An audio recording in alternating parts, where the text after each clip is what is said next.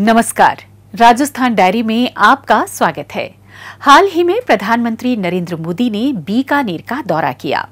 इस दौरान वहां आयोजित एक कार्यक्रम में उन्होंने 26,000 करोड़ रुपए की विकास परियोजनाओं का शिलान्यास एवं लोकार्पण कर राष्ट्र को समर्पित किया।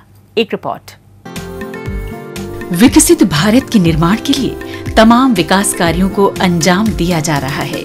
इसी के तहत हाल ही में प्रधानमंत्री नरेंद्र मोदी ने बीकानेर के पलाना में 26,000 करोड़ रुपए की विकास परियोजनाओं का शिलान्यास एवं लोकार्पण किया। इस अवसर पर राज्यपाल हरिभाऊ बागड़े और मुख्यमंत्री भजनलाल शर्मा सहित अन्य गणमान्य अतिथि मौजूद रहे। इस दौरान प्रधानमंत्री ने कहा कि आज देश में आधुनिक इंफ्रास्ट्रक्चर बनाने का बहुत बड़ा महायज्ञ चल रहा है। उन्होंने कहा कि इंफ्रास्ट्रक्चर पर हो रहे काम का राजस्थान को भी बड़ा लाभ मिल रहा है।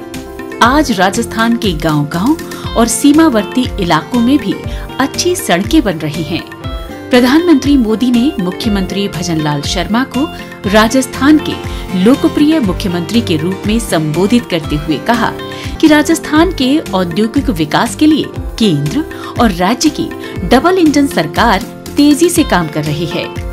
प्रधानमंत्री ने कहा कि अलग अलग क्षेत्रों के लिए मुख्यमंत्री भजनलाल शर्मा की सरकार द्वारा जारी नई औद्योगिक नीतियों का लाभ बीकानेर को भी मिलेगा।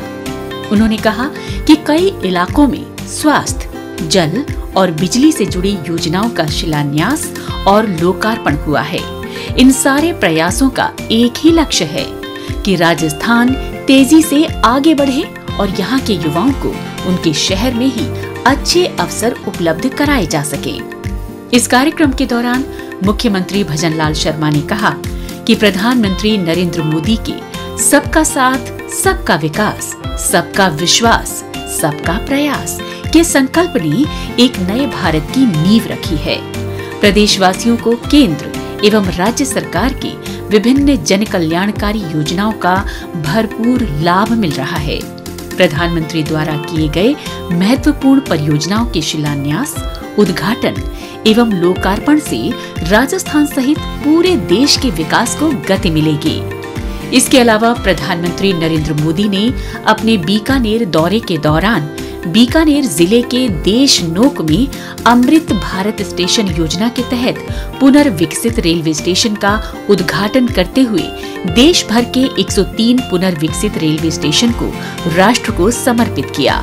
पुनर्विकसित किए गए इन 103 रेलवे स्टेशनों में राजस्थान के 8 रेलवे स्टेशन देशनोक, गोगामेड़ी, बूंदी, मांडलगढ़, गोविंदगढ़, मंडावर महुआ रोड, फतेहपुर शेखावाटी और राजगढ़ शामिल हैं। हर स्टेशन के विकास में विरासत भी विकास भी के मूल मंत्र के आधार पर स्थानीय वास्तुकला एवं संस्कृति से प्रेरित निर्माण के साथ ही आधुनिक सुविधाओं का समायोजन किया गया। इस अवसर पर प्रधानमंत्री ने देशनोक रेलवे स्टेशन से हरी झंडी दिखाकर राज्यवासियों को बीकानेर मुंबई एक्सप्रेस ट्रेन की सौगात भी दी। इसके अलावा प्रधानमंत्री ने स्टेशन परिसर में शहीदों के सम्मान में प्रदर्शनी गैलरी का अवलोकन भी किया। अपने बीकानेर यात्रा के दौरान प्रधानमंत्री नरेंद्र मोदी ने विश्व प्रसिद्ध करणी माता मंदिर में पूजा अर्चना कर देश के सुख समृद्धि एवं खुशहाली की कामना की।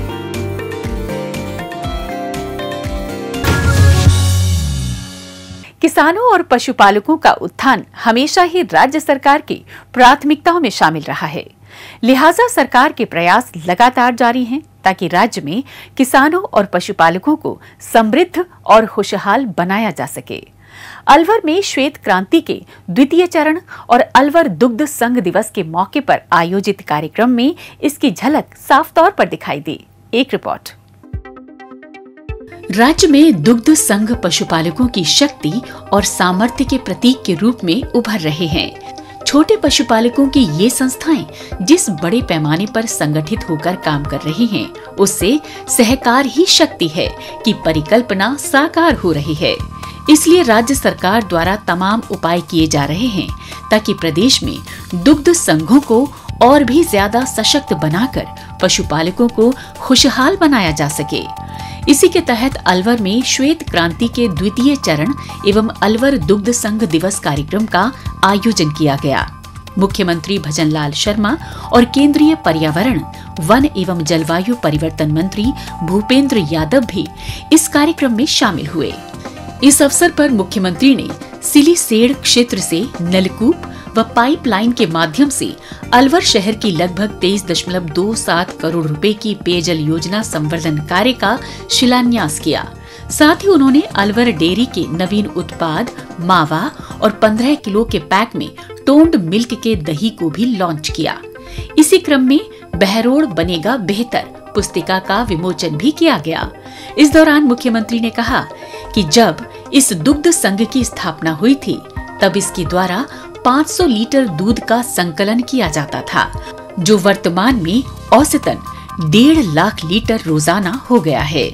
साथ ही इस संघ द्वारा करीब 50,000 लोगों को प्रत्यक्ष अप्रत्यक्ष रूप से रोजगार उपलब्ध करवाया जा रहा है। मुख्यमंत्री ने कहा कि केंद्र और राज्य की सरकार किसानों और पशुपालकों के कल्याण और डेयरी क्षेत्र के उत्थान के लिए लगातार निर्णायक कदम उठा रही है।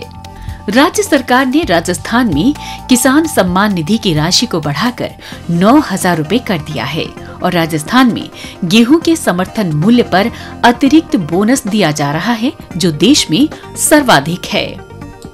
इसी निरंतरता में मुख्यमंत्री ने कहा कि राज्य में लगभग 47 लाख किसानों को करीब 30,000 करोड़ रुपए के अल्पकालीन ब्याज मुक्त फसली ऋण का वितरण किया गया है। पशुओं के लिए टोल फ्री मोबाइल वेटरनरी सेवा नंबर 1962 और मुख्यमंत्री मंगला पशु बीमा योजना प्रारंभ भी की गई है। इसके साथ साथ राज्य सरकार द्वारा राजस्थान सहकारी गोपाल क्रेडिट कार्ड ऋण योजना लागू की गई है, जिसके तहत 37,000 से अधिक गोपालकों को ब्याज मुक्त ऋण उपलब्ध भी कराए जा चुके हैं। इस मौके पर मुख्यमंत्री और अन्य अतिथियों ने कार्यक्रम स्थल पर अलवर जिला दुग्ध उत्पादक सहकारी संघ limited, Rajasthan cooperative federation limited, national dairy development board एवं राजीविका की ओर से लगाई गई स्टॉल्स का अवलोकन किया। इस दौरान उन्होंने स्टॉल्स पर प्रदर्शित किए गए उत्पादों के बारे में गहनता से जानकारी ली और प्रतिभागियों का जमकर उत्साह बढ़ाया। इसके अलावा मुख्यमंत्री ने मोती डूंगरी स्थित पार्क में वीर शिरोमणि महाराणा प्रताप की प्रतिमा का अनावरण किया। साथ ही उन्होंने वहां मौलश्री का पौधा भी लगाया।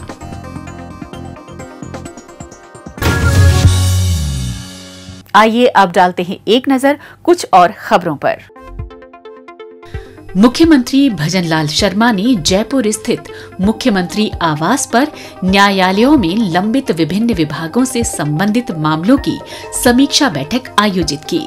इस दौरान मुख्यमंत्री ने कहा कि जनहित और विकास योजनाओं से जुड़े मामलों की प्राथमिकता के आधार पर न्यायालय में पैरवी की जाए। संबंधित विभाग आपसी सहयोग से कार्य करें और आमजन को समय पर न्याय मिले।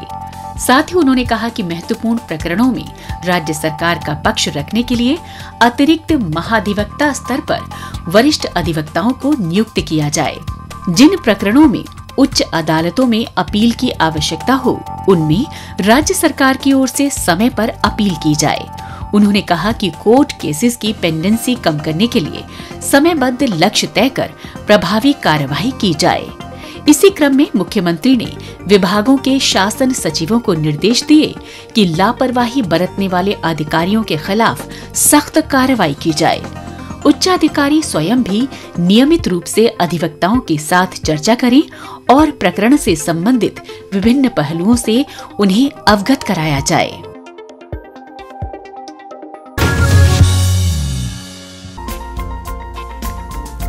मुख्यमंत्री भजनलाल शर्मा ने जयपुर स्थित मुख्यमंत्री निवास पर विभिन्न विभागों के कार्यों की समीक्षा की।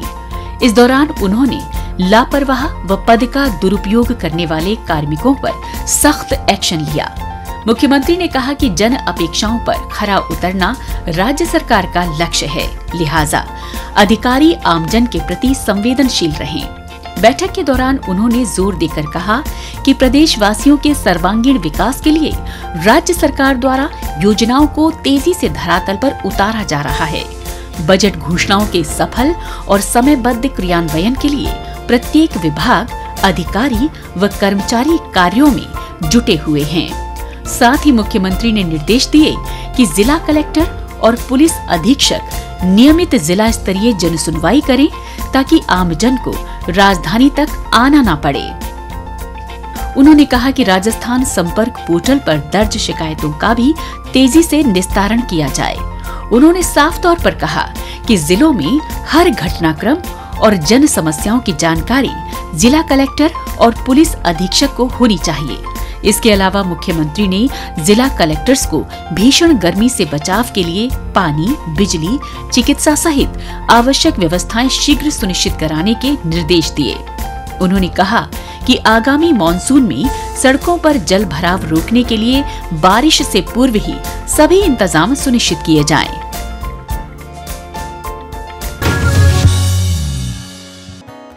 जयपुर के बिड़ला सभागार में अखिल भारतीय रैगर महासभा के प्रतिनिधि सम्मेलन और अभिनंदन समारोह का आयोजन किया गया। इस समारोह में मुख्यमंत्री भजनलाल शर्मा शामिल हुए। इस अवसर पर उन्होंने कहा कि महिला, गरीब, युवा और किसान सहित हर वर्ग के उत्थान से ही देश का उत्थान हो रहा है। राज्य सरकार सभी वर्गों के सर्वांगीण विकास के लिए कार्य कर रही है। इसी का परिणाम है कि देश का हर वर्ग, हर जाति और हर समाज उन्नति कर रहा है। इसके साथ ही मुख्यमंत्री ने कहा कि आजादी पूर्व से ही रैगर समाज का राष्ट्र हित में अहम योगदान रहा है। राज्य सरकार ने भी आवश्यक निर्णय लेकर सभी समाजों के विकास कार्यों को गति दी है। इस दौरान उन्होंने देश में संस्कृति, विरासत और समाज समानता में अहम भूमिका निभाने वाले संत आत्माराम लक्ष्य का पैनोरमा बनाने के लिए घोषणा की। उन्होंने कहा कि इससे संत आत्माराम लक्ष्य के विचारों को आत्मसात कर युवा राष्ट्र विकास के मार्ग पर चलने के लिए प्रेरित होंगे।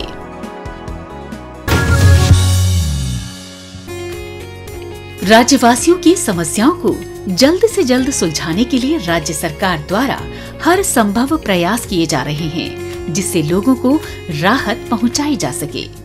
इसी के तहत मुख्यमंत्री निवास पर जन सुनवाई का आयोजन किया गया। इस अवसर पर मुख्यमंत्री ने सामाजिक न्याय एवं अधिकारिता, ग्रामीण विकास एवं पंचायती राज, कृषि, गृह, राजस्व, सिंचाई, परिवहन, पशुपालन, जयपुर विकास प्राधिकरण, नगर निगम, शिक्षा, चिकित्सा, पेयजल, सूचना एवं संपर्क विभाग, मनरेगा, ऊर्जा सहित विभिन्न विभागों से संबंधित परिवेदनाओं को सुना और उनका मौके पर ही निस्तारण किया। इस दौरान मुख्यमंत्री भजनलाल शर्मा ने कहा कि अधिकारी ये सुनिश्चित करें कि समस्या के समाधान होने पर फरियादी को सूचित किया जाए। उन्होंने अधिकारियों को आदेश दिया कि जनता से जुड़े कार्यों में पूरी जिम्मेदारी के साथ काम किया जाए और गैर जिम्मेदार कार्मिकों पर कड़ी कार्रवाई भी सुनिश्चित की जाए। मुख्यमंत्री ने कहा कि लोगों की प्रत्येक समस्या का समाधान कर उनकी जनकल्याणकारी योजनाओं तक सुलभ पहुंच सुनिश्चित करवाना राज्य सरकार की सर्वोच्च प्राथमिकता है। उन्होंने कहा कि प्रदेश सरकार प्रशासन में जवाबदेहिता एवं पारदर्शिता अपनाते हुए सुशासन के लक्ष्य पर केंद्रित होकर काम कर रही है।